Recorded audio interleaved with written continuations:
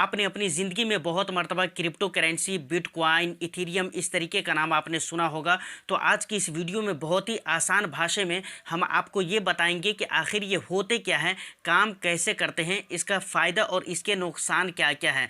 इन सारी चीज़ों के बारे में हम आज की इस वीडियो में जानेंगे।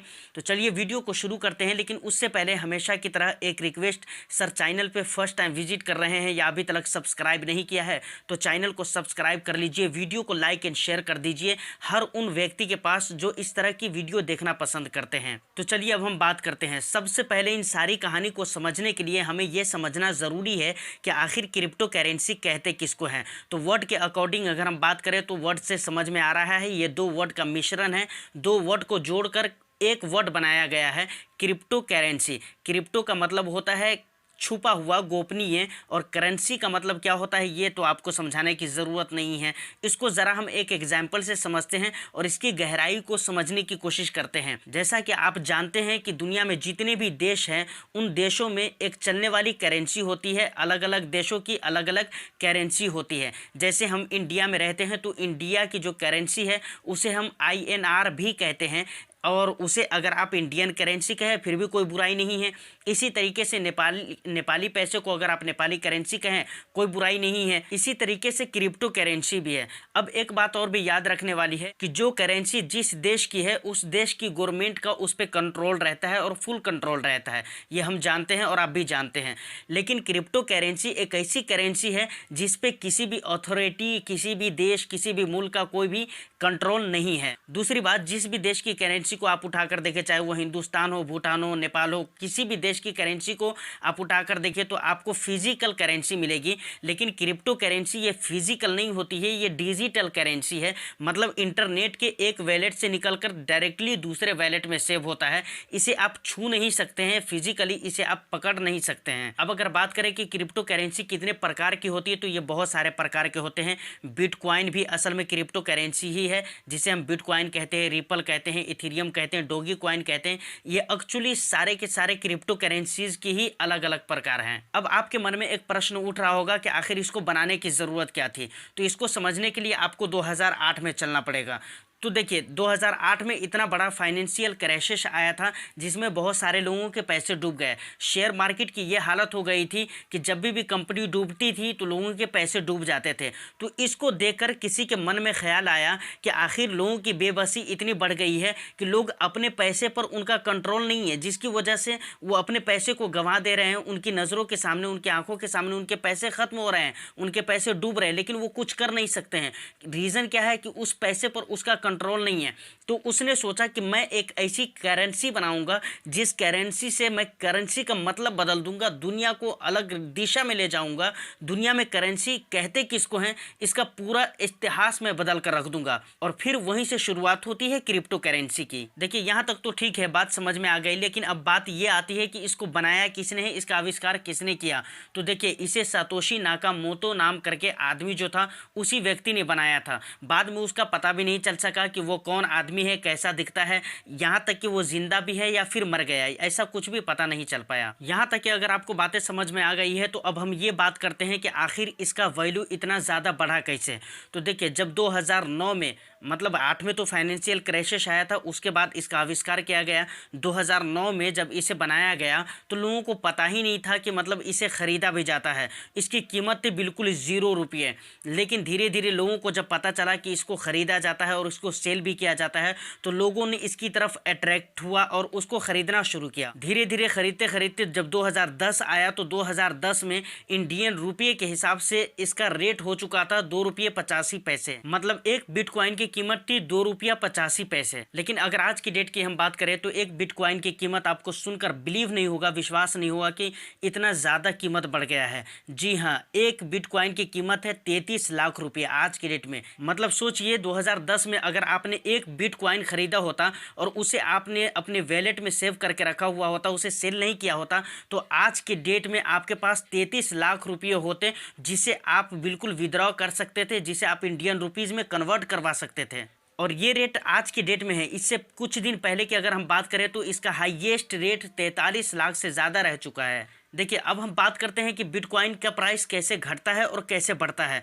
तो बिटकॉइन का प्राइस घटना या बढ़ना ये डिमांड एंड सप्लाई के ऊपर काम करता है, उसके ऊपर डिपेंड करता है। मतलब ये है कि मार्केट में अगर बिटकॉइन का डिमांड बढ़ गया तो उसका प्राइस ऑटोमेटिकली बढ़ जाएगा, और मार्केट में अगर बिटकॉइन का डिमांड घट गया तो उसका प्राइस ऑटोमेटिकली घट जाता है। देखिए, अब हम बात करते हैं कि क्रिप्टो करेंसी का फ़ायदा क्या होता है, आखिर इसके बेनिफिट्स क्या है। तो देखिए, अगर आप क्रिप्टो करेंसी में ट्रांजैक्शन करते हैं तो बीच में किसी तरह का कोई बैंक नहीं होता है। मतलब ये इसको आप इस तरीके से समझ सकते हैं कि अगर इंडिया या आउट ऑफ इंडिया से किसी ने आपके अकाउंट में पैसे भेजे तो ये बैंक को पता चल जाता है कि कहाँ से आपके अकाउंट में पैसा आया है और कितना पैसा आया है, जबकि क्रिप्टो करेंसी में ऐसा नहीं होता है। मान लीजिए कि मिस्टर ए ने एक क्रिप्टो करेंसी मिस्टर बी को भेजा, तो मिस्टर बी को ही पता चलेगा, क्योंकि ये इंटरनेट के एक वैलेट से जाकर डायरेक्टली दूसरे वैलेट में सेव होता है। तो जिसको भेजा गया है उसको पता चलता है, या जिसने भेजा है सिर्फ उसे पता है। बैंक को बीच में किसी तरह की कोई भी बात नहीं पता चलती है। इसका दूसरा फायदा ये होता है कि ये ग्लोबल मनी है, तो इसको किसी भी देश से आप किसी भी देश में भेज सकते हैं विदाउट किसी परमिशन के। और तीसरा फायदा ये है कि इसमें ट्रांजैक्शन चार्ज जो होता है वो बहुत ही कम लगता है।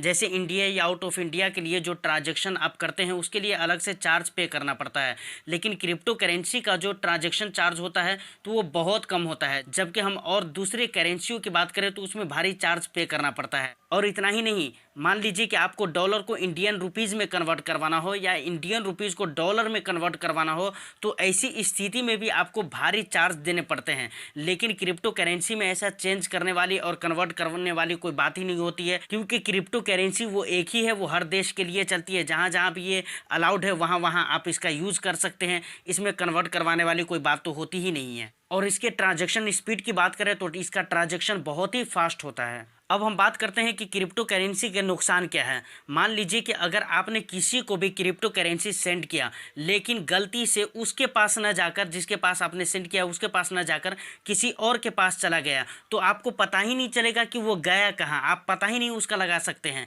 लेकिन इंडियन रुपीज़ की या किसी भी अगर फिजिकल करेंसी या किसी देश की करेंसी की अगर हम बात करें तो उसमें अगर ऐसा हो जाता है तो वो पता चल जाता है। जैसे मान लीजिए इंडिया के अंदर आप किसी बैंक से ट्रांसफ़र कर रहे थे, पैसे किसी को भेज रहे थे, लेकिन गलती से किसी और के अकाउंट में चला गया, तो आप क्या कर सकते हैं, आप बैंक में जाकर कंप्लेन कर सकते हैं, बता सकते हैं अपने प्रॉब्लम को कि ऐसा ऐसा मेरे साथ हो गया, तो बैंक उसे वापस ले लेगी। या नहीं तो आप खुद भी पर्सनली उससे आप रिक्वेस्ट करके अपने पैसे को मंगवा सकते हैं। आपको मालूम पड़ जाता है कि पैसा मेरा गया कहाँ है, किस अकाउंट में गया है।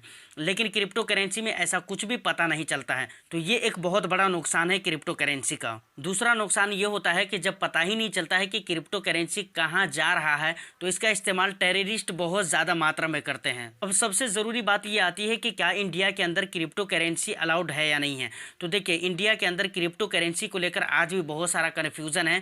पहले तो ये बिल्कुल बैन ही था, लेकिन अभी 2-3 साल पहले एक नियम आया है जिसमें ये कहा गया है कि आप मतलब डिजिटली इसको खरीद बेच कर सकते हैं, ऐसा कुछ प्रॉब्लम नहीं है। लेकिन लीगल टेंडर के रूप में आज भी नहीं माना है। लीगल टेंडर का मतलब क्या होता है, इसको ज़रा आप समझ लीजिए। मानकर चलिए आपको एक बाइक लेनी है, बाइक की एजेंसी में गए और आपने कहा कि मुझे बाइक चाहिए, उसके बदले हम आपको पैसे नहीं देंगे, बल्कि शेयर मार्केट में जो हमने इस कंपनी फला कंपनी का जो शेयर खरीद कर रखा हुआ है, तो वो इतना का शेयर है, आप ले लीजिए, उसके बदले में मुझे गाड़ी दे दीजिए। तो वो क्या कहेगा आपको कि नहीं, मुझे तो हर हाल में कैश चाहिए ही, मुझे तो पैसे ही चाहिए, मैं शेयर नहीं लूंगा। तो इसी को आप लीगल टेंडर कह सकते हैं। मतलब आप क्रिप्टो करेंसी के जरिए कोई चीज़ खरीद नहीं सकते हैं। लेकिन दूसरी तरफ एक बात ये भी आती है कि आज के डेट में बहुत ऐसी कंपनीज है जो अच्छे लेवल पे काम कर रही है, लेकिन वो क्रिप्टो करेंसी में अपना पेमेंट एक्सेप्ट कर रही है। देखिए, ये लीगल टेंडर वाली बात आ गई, तो एक बात मैं आपकी जानकारी के लिए और भी बता देता हूँ। देखिए, एलन मस्क जो दुनिया के अमीर व्यक्तियों में से एक है, उसने क्रिप्टो करेंसी में अपना बहुत सारा पैसा इन्वेस्ट किया हुआ था। उस वक्त के डेट की अगर हम बात करें तो जैसा कि वीडियो में मैंने पहले कहा है कि इसका पहले हाईएस्ट जो बढ़ा हुआ रेट था वो 43 लाख से ज़्यादा था। तो उस वक्त के डेट में एलन मस्क ने अपना बहुत सारा पैसा इसमें मतलब क्रिप्टो करेंसी में निवेश किया हुआ था। लेकिन उसने एक बात कही थी कि देखिए, क्रिप्टो करेंसी को हम आज भी लीगल टेंडर के रूप में नहीं मानते हैं। जब एलन मस्क ने इतना कहा, उस वक्त बहुत सारे लोगों ने क्रिप्टो करेंसी को सेल करना शुरू कर दिया। मतलब मार्केट में इसके डिमांड कम होने लगे, जिसकी वजह से इसके रेट कम होने लगे, इसके प्राइस कम हो गए। और जैसे कि मैंने इस बात को भी कहा है वीडियो में कि ये डिमांड एंड सप्लाई के ऊपर ये डिपेंड करता है कि इसका रेट घटेगा या बढ़ेगा। तो देखिए वीडियो में अभी तक बहुत सारी बातें हो गई है, लेकिन एक बहुत इंपॉर्टेंट बात जो अभी भी बाकी है कि क्या उसमें इन्वेस्ट करना चाहिए या नहीं करना चाहिए। तो देखिए मैं आपको, मेरी तरफ से ऐसा कुछ सजेशन नहीं है कि आप इन्वेस्ट करिए या नहीं करिए, लेकिन एक चीज़ मैं आपको बताना चाहूँगा कि देखिए क्रिप्टो करेंसी में बहुत ज़्यादा मतलब आपको रिस्क कवर करना पड़ता है, बहुत ज़्यादा रिस्क रहता है।